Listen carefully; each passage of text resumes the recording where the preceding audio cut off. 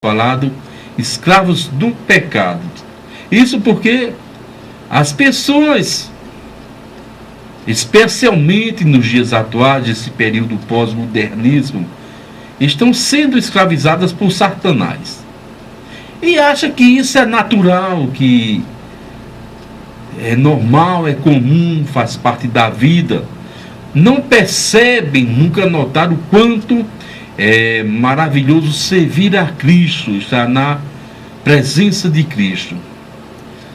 E tudo isso acontece, esse evento acontece porque essas pessoas já nasceram no pecado, já nasceram fadadas, ou inclinadas a levar o peso de Satanás, levar as cargas imundas e morais antissociais de Satanás. É semelhante, o maior exemplo que podemos dar a uma pessoa que passou toda a sua vida em uma ilha, comendo uma só alimentação, por exemplo, o feijão e o arroz o tempo todo, feijão e arroz. Não tinha nada a não ser feijão e arroz. Feijão e arroz é básico, é comum, é aceitável. Mas se só comer isso aí, chega um tempo que ninguém suporta. Mas o exemplo dado dessa pessoa presa nessa ilha comendo feijão e arroz, e um dia começa a conhecer novas alimentações, carnes diferentes, verduras, macarronadas e etc. Tudo esse cardápio aí saboroso que a gastronomia oferece. Então não querem mais estar ali no feijão e no arroz, porque agora o sentido do paladar foi aguçado, descobriu novos sabores, novas coisas boas que fizeram a diferença na sua vida. Então eu pego esse exemplo pitoresco, simples, e aplico à vida atual, em que as pessoas só conhecem as confusões, só conhecem os contornos demasiados de Satanás que leva a dor ao sofrimento, a prostituição, a sensualidade, o espiritismo, a idolatria que é tão falada pelos missionários. Essas temáticas que o diabo prende a cada um e acham natural, porque as tais nunca conheceram o amor de Cristo, nunca conheceram o verdadeiro evangelho, a verdadeira liberdade de expressão no Senhor. E no dia que elas conhecem, não querem voltar como aquele que estava na ilha ao feijão e arroz. Querem novos sabores, querem novos conhecimentos, querem provar. Até mesmo dentro de uma glutonaria, porque descobriram algo novo. É o exemplo biológico que levamos à vida espiritual. E vemos que as pessoas têm sofrido, têm padecido, porque persistem em viver no erro, insistem em andar contra a palavra de Deus, têm medo de Jesus Cristo, têm medo do Evangelho, mas no dia que descobre essa palavra, aí há algo diferente, há algo magnânimo na sua vida. E baseado nisso, o salmista escreveu no Salmo 84, versículo 10, falando a respeito dessa escravidão que as pessoas enfrentam, dizendo o seguinte: pois um dia nos teus atos vale mais que 1000 em qualquer outro lugar. Está recostado à porta da tua casa, meu Deus, é melhor que morar nas tendas ricas dos palácios. A gente observamos que o escritor aqui tem um poder aquisitivo diferenciado, e ele chegou ao ponto de entender que passar um dia nos atos, dentro do santuário de Deus, é melhor do que uma vida toda de prazer no pecado, de prazer mudando, de escravidão de Satanás. Passar apenas algumas horas encostado na porta do santuário de Deus valia mais do que viver nas tendas dos palácios, que oferecia conforto. Então o que ele quer dizer? é que as pessoas, no dia que descobrirem a plenitude ideal de Deus, a perfeição de adorar a Deus, não querem voltar mais para o mundo, porque vale mais um dia na presença do Senhor do que uma vida do bel prazer que não leva a nada, do bel prazer que só leva à destruição. O bel prazer aqui fala-se dos pecados. Então, os ímpios, os pecadores, não reconhecem essa alegria. Por quê? Porque simplesmente eles não buscam a Deus com profundidade, com amor, com lucidez, com adoração, com louvor, com liberdade de expressão na Bíblia Sagrada. Quando busca a Deus é de uma forma diferente, que logo mais estaremos mostrando a forma que eles buscam. Então, prisioneiras, cativas de Satanás, que precisam reconhecer o amor de Deus, precisam reconhecer a soberania do Evangelho. Mas simplesmente porque vivem a religião, e esse sentimento inequívoco do pecador que invoca, levando a ser privado de aprender, de adorar a Deus, só por causa, muitas vezes, do que nós chamamos de religião. Eu vou abrir aqui um precedente. Quando falo em religião, volto a tocar na mesma tecla. Tem muitos crentes que são estritamente, bitoladamente religiosos. Acha que se perder um culto, cometer um pecado, vai ter uma semana de azar, uma semana de tribulação. Então vão aos cultos, vão às adorações a Deus por obrigação, por medo. Como se Deus fosse um policial, fosse um juiz sentenciador, um dredo, ali para punir, para extorquir aqueles que não estão na sua presença. Então, quando deixa de ser adorador por liberdade, quando deixa de ser adorador por livre, espontânea vontade, passa a ser religioso. Ir para o culto porque os outros fazem, ir para o culto porque virou um costume, de forma alguma. Adorar a Deus de maneira inevitável, de maneira comprometida, não se pode, eu não vou evitar, eu quero estar na presença de Deus. Então, quando acontece esse comportamento, está explícito a escravidão espiritual. Vive no mundo, quando vai na presença de Deus, vai por uma obrigação, vai no dia do batizado, vai-se na Semana Santa, vai-se na cinza. Não deve ser por aí o caminho de adorar a Deus, mas deve ser por amor, por chamada, colocando Satanás ali no desprezo, os pecados da imoralidade, da idolatria, da maldade, os pecados, como disse o próprio escritor bíblico, que de tão perto nos rodeia, Paulo, correndo para um tão grande salvação. Vamos ver mais um versículo que está na carta aos Colossenses, capítulo 2, o versículo 8. Tenham cuidado para que ninguém vos escravize com filosofias vãs e enganosas, que fundamentam mais as tradições humanas que nos princípios elementares do mundo, que estão baseadas e não em Cristo. Observe que são palavras simples, palavras explícitas, dizendo que ninguém te escravize com filosofia vã. Filosofia é conhecimento, vã quer dizer inútil, quer dizer sem conteúdo, insensível, insignificante. E o apóstolo foi enfático que ninguém vos engane com filosofia vã, com conhecimento de homem, com tradições, com maquinações, com projetos, com demandas de mentes humanas. Esse princípio elementar quer dizer o começo básico da terra, as coisas simples da terra.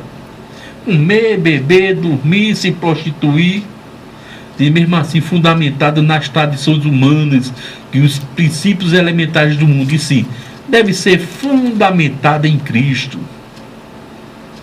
Porque Essas filosofias vãs têm escravizado. O que é filosofia vã? É tudo que está fora da Bíblia, tudo que está fora do padrão da palavra de Deus. São coisas humanas. Observe que durante a nossa homilética, ou homilia, pregação, nós fazemos questão de citar versículos, enriquecer as pregações. Diferente das pregações do mundo que a gente vai ver, segundo a psicologia de Freud, segundo Glauco, segundo Piaget, e começa a falar aqueles negócios bonitos. Platão, filósofo, Aristóteles, começa a falar de homens, segundo Agostinho, segundo Antônio, segundo Ricardo. Só tem segundo. Por que só tem segundo? Porque o primeiro é Jesus Cristo. E onde o primeiro impera, não precisa do segundo. Esse primeiro aqui é inabalável. Jesus, autor e consumador da nossa fé. Então não adianta pregações sófimas, inteligência, sabedoria humana. Adianta a palavra de Deus, adianta o Evangelho, expressando todo o amor, expressando toda a simplicidade da salvação. Na salvação não existe nada difícil, não existe nada complexo, é simples. Salvação é poder de Deus e liberdade para os homens. Condenação é aquela tradição que você tem que levar peso, que você tem que repetir vãs coisas, que você tem que pagar sacrifício de tolo. Já há um mês atrás falávamos aqui sacrifício de touro, não é? Ou dizer ouro de touro naquela pregação. Então, tudo isso está resumido na escravidão do homem nas mãos de Satanás. E toda escravidão do homem na mão de Satanás é chamado de idolatria. E quem sabe aonde vai dar esse tipo de pecado, esse tipo de insolência diante de Deus? Aonde é que vai dar isso? Aonde o homem vai chegar? Agora vou ser mais direto. Aonde você vai chegar no lugar que está? Você sente verdadeiramente a liberdade do Espírito Santo? Você tem a convicção que se morrer agora, vai na presença de Deus em espírito e verdade? Muitas vezes, a gente pregando uma coisa desse tipo, conversando com as pessoas dizem, eu sinto também a salvação. Por vergonha de dizer que não aceitaram a Cristo, por vergonha de assumir a sua identidade humana, a sua identidade falha, que precisa de um Salvador, mas dentro de si o coração diz, está errado, você não fez isso, você não tem direito à vida eterna. Isso é o Espírito Santo falando. E tudo acontece por causa da psicossomatização da mente humana, como expressão somática. E o que é essa psicossomatização? Isso quer dizer que as pessoas que não têm Deus misturam os ídolos, passam a crer em algo que não existe, em algo que não pode operar, passa a buscar coisas que não têm resposta, dá crédito àquilo que não pode fazer nada. É psicológico, é uma doença mental. Isso acontece de maneira fisiológica, de maneira patológica, de maneira espiritual. Psicossomatização, psicótico. Esquece de Jesus, esquece do sacrifício do Calvário e passa a acreditar em algo que não existe. A Bíblia diz, e conhecereis a verdade vos libertará. A Bíblia diz, Jesus, João 14,6, eu sou o caminho, eu sou a verdade, eu sou a vida, ninguém vai ao Pai senão por mim. As pessoas começam a tripudiar, começam a pisar o sacrifício de Cristo e vai colocando coisas que não salvam, coisas que não levam à eternidade, que escreve coisinhas, escreve bobagem, escreve livros, escreve uma série de orações, de rezas, de coisas. de vãs filosofias. Acha pouco começar a buscar em quem não tem resposta. É somático, é psicossomático. É só na mente humana. Acontecem os milagres de mentira. Porque Deus é soberano. Quando Deus manda a Covid, é para todo mundo. Observa aí quantos pastores evangélicos têm morrido. Observa aí quantos crentes têm morrido. Então, Ele não manda a doença só para os pecadores, manda para todo mundo. Sabe por quê? Ele não faz acepção de pessoas. Se Ele mandasse só para o mundo, só para os ímpios, as pessoas iam ser crentes com medo de morrer. Não iam ser crente por amor, por aceitação a Jesus. Continuava cativa da mente. Então, muitas coisas acontecem pela graça imanente de Deus. Deus permite cura. Deus permite vitórias para chamar a atenção de cada um. Dizer, olha, eu estou aqui, te liberta, deixa a escravidão. Deus se manifesta. E quando as pessoas chegam ao que desejam, começam a agradecer, começam a se curvar. Há coisas que não tem condição de fazer nada. Então isso aí torna-se a idolatria, a escravidão. A eclosão do inconsciente vindo uma força extraordinária. Essa eclosão do inconsciente faz o pecador ver milagres. Delega poder, objeta a quem não pode, a quem não faz nada. Dá autoridade a outros seres, a segundo, como tenho falado. Dá autoridade a quem não tem. Muitas vezes estão outorgando, dando essa autoridade até ao próprio Satanás, porque são escravos de Satanás. Quem não se curva a Cristo, quem não pede a Cristo, é escravo de Satanás. O próprio Jesus ensinou: tudo o que pedir em meu nome ao Pai, Ele vos fará. Ele não impôs limites. A maior prova desse ministério salvífico, nós temos pessoas de grandes virtudes, de grandes valores que a Bíblia cita. Se alguém está na Bíblia é porque é importante. Menos o Satanás. Mas os que trabalharam com Jesus, os que estiveram com Jesus, têm a sua importância. E lá no Evangelho de João, capítulo 2, no milagre em Caná da Galileia, que Jesus transformou água em vinho. Você pode ler na sua Bíblia. Há um diálogo de Jesus com Maria, faltou vinho. Mulher, o que eu tenho com isso? Eu não vim para a festa não. E Maria olhou para Jesus, para os servos. Maria, mãe de Jesus, fazei tudo o que Ele vos mandar. Observe que a própria Maria, a própria mãe de Cristo, nunca tomou a glória para si. Nunca tomou a honra para si.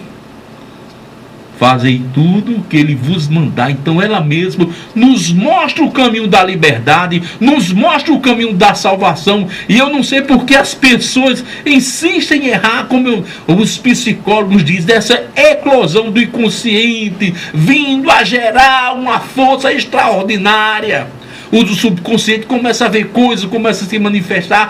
Eu vi isso, eu vi aquilo do subconsciente, fantasma, mentiras, bobagens, baboseiras, crendices.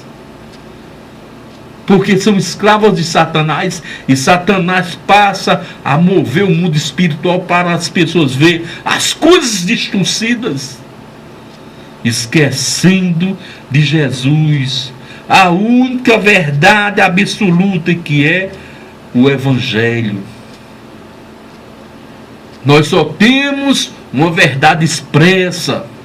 Nós só temos uma verdade absoluta, única do universo, é o Evangelho. Está lá em João, vou repetir o versículo. Semana passada falei, vou falar hoje de novo. No princípio era o Verbo era Deus. O Verbo estava com Deus, sem Ele nada do que foi feito se fez. Quem era o Verbo? Jesus Cristo. A palavra, Verbo é a palavra. E essa palavra, esse Verbo manifesta no âmbito espiritual, gera Jesus Cristo. Esse Verbo gerado no âmbito material gera Evangelho, que é poder de Deus e salvação para os homens. O verbo é a palavra, o verbo é o evangelho, e tudo isso aí se resume única e exclusivamente em Jesus Cristo, autor e consumador da nossa fé. Vai para o céu quem quer. Quem quer ir para o céu, vai. Aceita Jesus e vai para o céu. Vai para o inferno quem não quer. As pessoas não querem ir para o inferno não, mas acaba indo. Por quê? Porque rejeita o sacrifício de Jesus e ficam ali algemadas por Satanás, ficam negando o evangelho, ficam negligenciando a Bíblia Sagrada. A única verdade é o evangelho. A única história verídica, insofismável é incontestável, irrevogável, irresistível, é o evangelho de Jesus Cristo, é a palavra de Deus. O que sai da palavra de Deus fora da Bíblia é mentira, é criação de homem, é reza de homem, é repetição de homem, é mentira de homem para ganhar dinheiro. Os pastores evangélicos escrevem muitos livros bons, orientam as pessoas, dá guia às pessoas, mas juntando todos os livros de todos os pastores, de todos os teólogos do mundo, não chega nem perto da Bíblia. Todavia, se você for ler livro dos pastores evangélicos, todos eles são recheados, são vislumbrados pela Bíblia Sagrada. É citação Bíblia, citação versículo, citação Bíblia. Porque eles mostram a palavra de Deus. Todavia, essas reuniõezinhas humanas, essas invenções humanas de A, de B, que deixou, que manifestou isso, que não está na Bíblia, que não tem versículo que de amparo, e quando aparece um versículo, em todos os casos está distorcido, é coisa de homem. Bíblia é salvação, Bíblia é libertação. Então fica esse conselho: aceita Jesus como único e suficiente Salvador, para que você possa morar no céu, para que você possa gozar da verdadeira liberdade, começando aqui, começando na face da terra. Liberto, se o Filho do Homem vos libertar, verdadeiramente sereis livres. Então não existe algo além, mas portanto, conquanto além de Cristo, o único Salvador, remidor de uma nova e eterna aliança. Amém.